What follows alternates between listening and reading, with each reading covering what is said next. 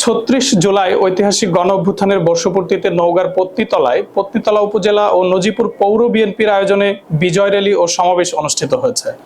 মঙ্গলবার ৫ আগস্ট বিকেলে নজিপুর সর্দারপাড়া মোড়ে দলীয় কার্যালয় জিয়া ভবন থেকে একটি বিজয় র্যালি বের হয়ে উপজেলার বিভিন্ন সড়ক প্রদক্ষিণ শেষে বাসস্ট্যান্ড গোল চত্বরে সমাবেশ অনুষ্ঠিত হয়। সমাবেশে বক্তব্য রাখেন কেন্দ্রীয় বিএনপির কৃষি বিষয়ক সম্পাদক ও নওগাঁ ২ আসনের সাবেক সংসদ সদস্য শামসুজ্জোহা খান জোহা। এ সময় উপস্থিত ছিলেন নওগাঁ জেলা মহিলা দলের ভারপ্রাপ্ত সভানেত্রী সামিনা পারভিন পলি।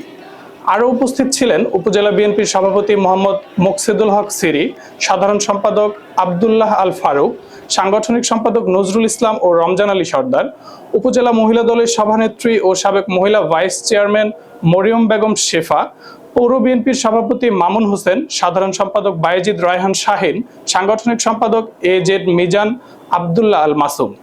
উপস্থিত ছিলেন পত্নীতলা উপজেলা পরিষদের সাবেক চেয়ারম্যান আব্দুল হামিদ, নজিপুর ইউনিয়নের পরিষদের চেয়ারম্যান মোহাম্মদ হাবিবুর রহমান মিন্টু, পত্নীতলা উপজেলা যুবদলের আহ্বায়ক রফিকুল ইসলাম সাহেব, পৌর যুবদলের আহ্বায়ক আলমগীর, সিনিয়র যুগ্ম আহ্বায়ক আব্দুল কাদের সহ উপজেলা ও পৌর বিএনপির অঙ্গ সংগঠনের নেতৃবৃন্দ।